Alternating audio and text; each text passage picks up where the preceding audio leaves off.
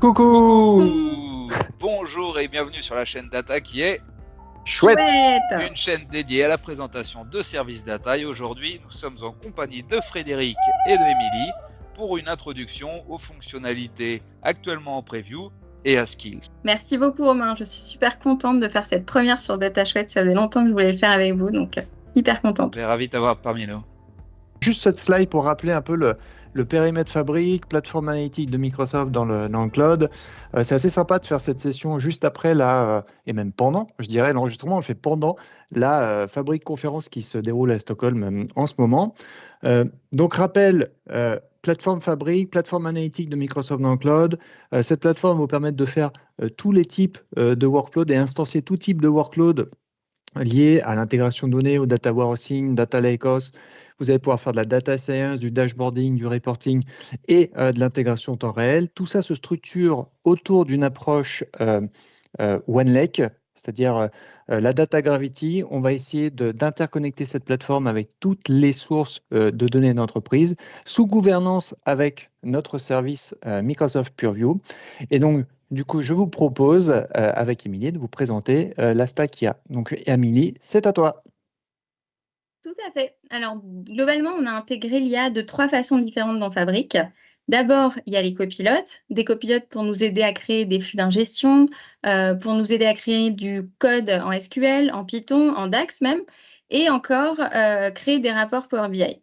Après, deuxième partie, c'est Fabric fournit des outils qui vont permettre le développement de modèles de machine learning et de deep learning qui vont faire appel dans les notebooks à des capacités IA qui sont directement embarquées, notamment pour pouvoir faire des appels à des AI services comme de la traduction, de l'extraction de mots-clés, de la catégorisation.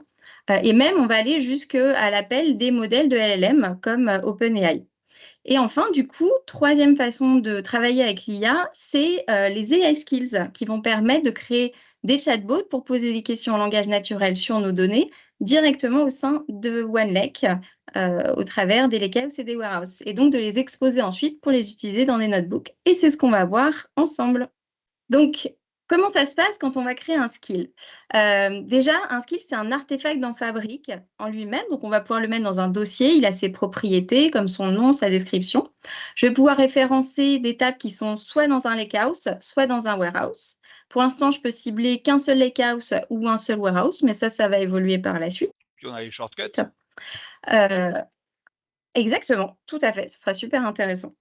Ensuite, on va se retrouver dans une interface de chatbot et quand on va poser une question en langage naturel, l'AI Skill va utiliser des capacités internes de Fabric, donc des capacités d'IA générative pour convertir la demande en requête SQL qui va ensuite être exécutée sur les tables du lakehouse ou du warehouse. D'ailleurs, point important, c'est un modèle LLM interne basé sur les versions GPT et on ne peut pas choisir le modèle. C'est embarqué dans la fonctionnalité AI Skills. Et en retour, le skills, il va nous fournir une réponse sous forme de valeur ou de tableau et surtout, il va nous présenter la requête SQL pour qu'on puisse vérifier la façon dont le skills a créé sa réponse. Ensuite, on va le voir un peu plus en détail juste après, on va pouvoir customiser un peu le modèle en lui donnant des indications sur sa façon de répondre et en lui donnant des exemples. Et ensuite, on va tester, retester, retester. Et quand on est satisfait de la façon dont le skill répond, on va pouvoir le publier. Ça va créer une version et à la prochaine publication, ça créera à chaque fois 2 nouvelles versions. Donc, on va vraiment pouvoir le versionner, ce skill. Et ensuite, on va définir quels sont les utilisateurs ou les groupes d'utilisateurs dans l'entreprise à qui on va partager ce skill. Et ça, c'est super intéressant parce qu'on pourra mettre à disposition ce skill pour d'autres users dans l'entreprise. Et donc, les utilisateurs qui auront accès vont pouvoir le consommer via un endpoint. Donc, il y a un endpoint du skills qui va leur permettre de l'utiliser dans les notebooks. Alors, pour l'instant, on ne pourra pas l'utiliser via un copilote, via du Teams, etc. Mais ça va arriver par la suite. On est en preview, donc on se focalise surtout sur ses capacités à bien répondre aux questions. Et juste pour terminer, il y a quand même quelques limitations pour l'instant. Donc, on n'a pas encore la notion de conversation. C'est-à-dire que si je lui demande le total des ventes en France et que je lui demande ensuite, juste après, et en Espagne, il ne va pas savoir interpréter que je parle du total des ventes mentionné dans la requête précédente. On fait que de la lecture, on ne va pas pouvoir pour l'instant modifier ou créer des données dans la source. On va pas pouvoir requêter des données non structurées comme du PDF, des fichiers Word, du texte, etc. Et pour l'instant, les performances et surtout la qualité des réponses seront meilleures sur des requêtes qui ne sont pas trop complexes, mais au fur et à mesure, on va savoir gérer de plus en plus de complexité sur les requêtes qu'on pourra lui envoyer. Alors, une notion importante quand on crée un AI skill, c'est qu'on va devoir faire du prompt engineering. C'est donc ce qu'on fait notamment quand on utilise les LLM, par exemple quand on travaille avec du chat GPT. Alors déjà, pour l'instant, on va devoir poser des questions en anglais. On est encore en preview, donc on supportera d'autres langues par la suite. Mais si vous tentez de lui poser une question en français, il va vous indiquer que pour l'instant, il peut répondre qu'en anglais. Ensuite, dans la question en elle-même, il faudra suivre les mêmes bonnes pratiques que quand on utilise un LLM. C'est-à-dire que plus on sera précis dans ce qu'on demande, plus la réponse sera de bonne qualité. Et pour aider l'utilisateur, justement, qui, lui, va pas forcément être toujours très précis dans ses demandes, on va orienter le modèle en lui fournissant des notes, donc c'est-à-dire des directives à suivre lorsqu'il va répondre. Par exemple, on peut lui dire que les résultats doivent toujours être arrondis à 2 chiffres après la virgule, ou on peut lui préciser certaines notions métiers qu'il ne va pas forcément comprendre intuitivement, comme lui préciser que quand on demande les produits les mieux vendus, on veut qu'il l'interprète en affichant les produits les plus vendus en termes de revenus et pas en termes de quantité vendue. C'est ici Un peut-être autre que tu pourras donner des synonymes. Absolument. Ok. On pourra également donner des synonymes ou encore si on demande des clients actifs, on peut parler des clients qui ont fait par exemple au moins un achat sur les 6 derniers mois. Donc ça, c'est des notions qu'il va falloir effectivement lui indiquer. Et on peut aussi le guider sur les tables à utiliser. Si tu dois prendre en compte les promotions dans une requête, utilise la dimension d'ImPromo par exemple. Et donc, on va compléter ça aussi avec des exemples. Donc, des exemples de requêtes en langage naturel auxquelles on va associer la requête SQL technique pour pouvoir lui montrer quelle est la relation entre les deux et lui aider à comprendre un petit peu le vocabulaire utilisé par les utilisateurs et la relation qu'il doit faire avec les différentes tables. Et surtout, si le nom des tables et des colonnes ne sont pas forcément dans la même sémantique, c'est important de lui fournir ces exemples. Ce slide pour rappeler un peu la vision de Microsoft. Vous allez avoir à terme un bouton de publication qui vous permet de publier justement ce entre guillemets copilote pour réaliser un copilote de cette interface disponible de Q&A pour la récupérer directement dans vos outils collaboratifs d'entreprise. Donc imaginez un commercial sur le terrain qui a accès à une discussion Teams sur laquelle il pose des questions sur ses clients, il pose des questions sur le forecast de ses ventes, sur ses ventes, où est-ce qu'il en est, etc. Et donc là, cela va aller interroger directement la plateforme Fabric, directement interroger les modélisations qui auront été faites à l'intérieur et lui restituer les informations. De fait, l'utilisateur final n'a même plus notion de cette plateforme Fabric. On n'est même plus obligé de se connecter à la plateforme Fabric pour interroger les données et récupérer des informations pertinentes sur son contexte et sur son métier. Oui, parce Ce que que je vous sera propose, sécurisé. Finalement, la sécurité, on l'a placée au niveau du warehouse exactement, ou du lakehouse. Et puis après, tu as avec tout à fait n'importe quel raison. outil, ça Tu c'est as top. tout à fait raison. Sur un même data warehouse, deux commerciaux différents sur le terrain pourront voir leur subset de données en sécurité et donc les données ne pourront pas se croiser. Donc c'est très bien, c'est impeccable.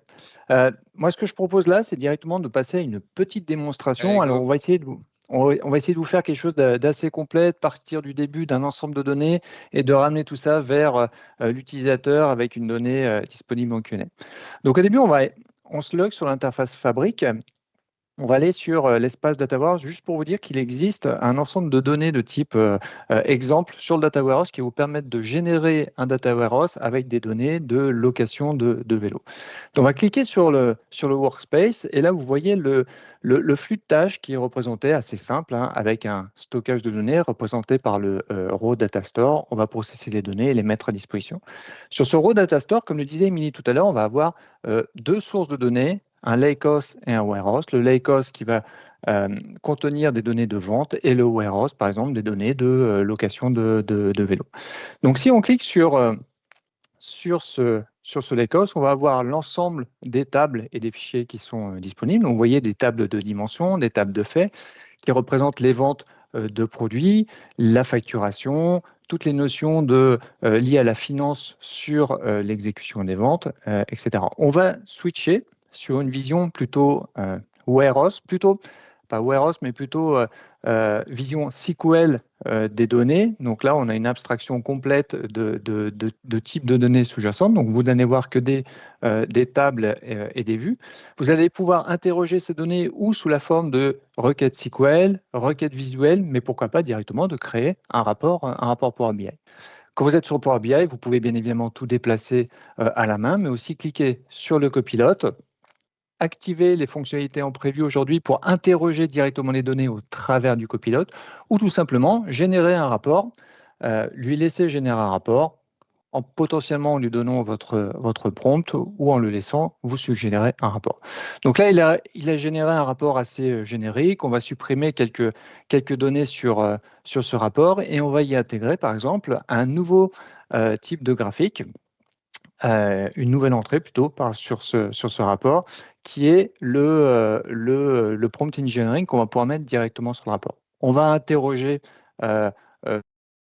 ce prompt engineering, lui donner des questions en français ou en anglais et va nous répondre sur les données sous-jacentes du contenu sur ce rapport. Mais là, on a envie après d'aller forcément un petit peu plus loin et donc justement non plus interroger les données du rapport, mais les données des sources de données sous-jacentes du rapport. Et c'est là où on va rentrer dans le monde de la skill. Donc, on ne va plus être lié au rapport, mais on va aller directement sur les données sous-jacentes du rapport. Alors, pour créer un AI skill, c'est très simple. Comme le disait Émilie tout à l'heure, on va sur les nouveaux éléments, on va aller chercher notre AI skill et créer l'artefact. Tu peux nous en dire plus, du coup, Émilie, sur cet artefact? Exactement. Et ben écoute, c'est parti. On va créer notre AI skill sur tout le périmètre des ventes et des facturations. Donc là, on en avait un qui était déjà créé, donc on va aller l'explorer. Donc ce qu'on va voir dans un premier temps, c'est que sur la gauche, on va retrouver du coup notre lakehouse ou notre warehouse en fonction et on va avoir coché, sélectionné toutes les tables qui nous intéressent, sur lesquelles on va vouloir que le bot s'appuie pour pouvoir nous répondre. Et ce qu'on va voir sur la droite, c'est les fameuses notes dont je parlais tout à l'heure, sur lesquelles on va pouvoir lui préciser un certain nombre de choses. Donc là, dans cet exemple, notamment, on va par exemple lui préciser que la table principale à utiliser de manière privilégiée, c'est la Fact Internet Sales, de façon à ce que quand on demande quelque chose qui concerne les ventes, il aille prioritairement requêter cette table. Ensuite, on va lui spécifier que si on a besoin de faire une demande d'analyse sur une plage de temps, type mois-année, il va falloir qu'il utilise la dim date. Et sinon, s'il veut faire une analyse de plusieurs devises, il doit les normaliser en utilisant la dimension dim currency. Donc, on va ajouter toutes ces règles métiers. Et comme j'expliquais aussi, on va ajouter nos fameux exemples. Donc là, notamment, on va renseigner les demandes en langage naturel sur la gauche et on va y associer à chaque fois les requêtes SQL. Et donc, on a une validation pour s'assurer que la requête fonctionne bien. Et donc, on va rajouter comme ça un certain nombre d'exemples pour pouvoir le guider et lui donner des éléments pour l'aider à répondre aux nouvelles questions qui vont arriver. Donc, on peut en rajouter unitairement ou on va pouvoir faire un bulk load d'un ensemble d'exemples. Et donc, c'est parti. On va tester notre chatbot en lui mettant une demande en langage naturel. Et donc là, il va faire appel du coup LLM et se baser sur les tables qu'on a sélectionnées pour nous répondre avec un tableau. Et on voit bien la requête SQL qui a été générée. Et ce qui est intéressant, c'est que donc, on va pouvoir le publier pour le partager après avec des utilisateurs. Et donc, quand on a accès du coup à notre AI skill, on va le retrouver en tant qu'artefact ici. On va pouvoir avoir donc des informations, des paramètres sur cet AI skill et notamment, on va récupérer le endpoint pour pouvoir y faire référence dans notre notebook. Donc là, c'est ce qu'on va voir. On va aller ouvrir notre notebook pour pouvoir consommer finalement les AI skills. Donc, c'est ce qu'on voit ici. On récupère le endpoint, l'URL, qu'on renseignera dans les paramètres de notre notebook. Et donc, c'est parti. On va ouvrir le notebook. Et là, du coup, on va avoir la définition des librairies qu'on va importer. Et on va notamment retrouver cette fameuse URL qui va définir, du coup, le endpoint de notre skills. C'est ce qu'on voit juste ici. Ensuite, on va créer un token d'accès pour autoriser les requêtes HTTP à accéder à mon skills. Et on va lui donner du coup une demande en langage naturel. Donc, donne-moi le top 10 des villes qui ont été les plus performantes, donne-moi le nom de la ville, le revenu en dollars et le nombre de passagers sur l'année 2013. Et donc, on va lancer cette requête, exécuter cette requête. Il va avoir compris, donc, et là c'est intéressant, la notion de performance grâce aux notes qu'on a mis, et c'est pour ça qu'il va réussir à nous répondre en fonction de la table Fact Internet Sales, grâce à cette customisation qu'on a fait tout à l'heure. Deuxièmement, ce qu'on va faire pour aller un peu plus loin, ce qui va être super intéressant, c'est de définir une fonction qui va s'appeler Ask AI Skills et qui va prendre en entrée les paramètres de mon AI Skills, donc le nom du workspace et le nom du skills, et la demande en langage naturel de l'utilisateur.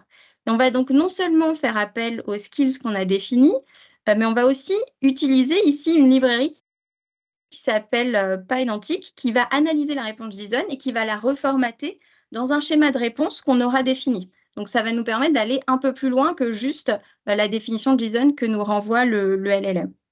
Et encore plus puissant, on va pouvoir créer une Magic Cell, donc une commande raccourcie qui va appeler les AI Skills et qui va nous permettre de passer en paramètre la question de l'utilisateur à la fonction Ask AI Skills directement en appelant cette commande Magic avec %% AI Skills. Donc, si je fais un % AI Skills et ma question, donne-moi le top 10 des villes qui ont été les plus performantes en termes de revenus et le nombre de passagers, etc. Là, pouf, il envoie ça à mon AI Skills et j'ai donc ma requête. Donc, on voit vraiment que c'est super simple à utiliser pour mes analystes qui veulent récupérer des données depuis les warehouses, les lakehouse. On leur crée des magic commandes pour simplifier vraiment l'accès à ces données, leur permettre de rapidement utiliser les capacités de ces AI Skills directement dans les notebooks. Bah, super, Amélie. On voit que c'est quand même un outil qui est super puissant et à la fois qui peut adresser les lakehouse et les warehouses, c'est top. On vous a fait un petit QR code avec un petit repo pour revoir les vidéos et le code qui est associé. Mais je crois que Romain, on peut aller encore un petit peu plus loin et on a annoncé des choses à la FabCon et tu as une petite surprise à nous montrer encore. Démo à vous montrer en effet, regardons là. Donc en plus de l'annonce de l'AI Skills, on imagine maintenant de nouveaux scénarios pour aller encore peut-être plus loin et pourquoi pas faire appel à OpenAI depuis le même notebook pour enrichir les réponses qu'on aurait reçues de AI Skills. Donc ici on vous présentera aussi le lien vers ce notebook, mais on regarde ici, on peut générer des questions, des queries, on peut appeler avec OpenAI différentes questions en mode batch et pour avoir des réponses aussi beaucoup plus verbeuses. Ici, on voit carrément, il nous a généré un texte issu de plusieurs données qui sont finalement stockées dans le même OneLake. Ça, c'est top, Romain. Et en plus, on peut même aller, je pense, un peu au-delà. On a fait des annonces sur la mise à disposition des services principaux dans une grande partie des API Fabric et ça va encore s'améliorer dans les mois qui viennent, ce qui veut dire que ce concept d'AI Skill va pouvoir être intégré même à vos applications d'entreprise et complètement sécurisé dans les applications, dans vos applications d'entreprise. En effet, au même titre qu'on a les REST API pour faire des queries sur les semantic models, pourquoi pas avoir les mêmes REST API qu'on pourrait appeler et qui iraient du coup chercher des données issues de l'AI Skills, qui iraient encore une fois chercher les données finalement à l'origine dans notre OneLake. Mais merci beaucoup, super démo. On vous retrouve bientôt pour d'autres présentations autour de AI Skills. Je pense qu'il y a d'autres fonctionnalités qui vont arriver. En tout cas, merci de nous avoir suivis. On vous dit à bientôt et n'hésitez pas à vous inscrire à la chaîne d'ici là. À bientôt. Merci, salut. À bientôt, merci.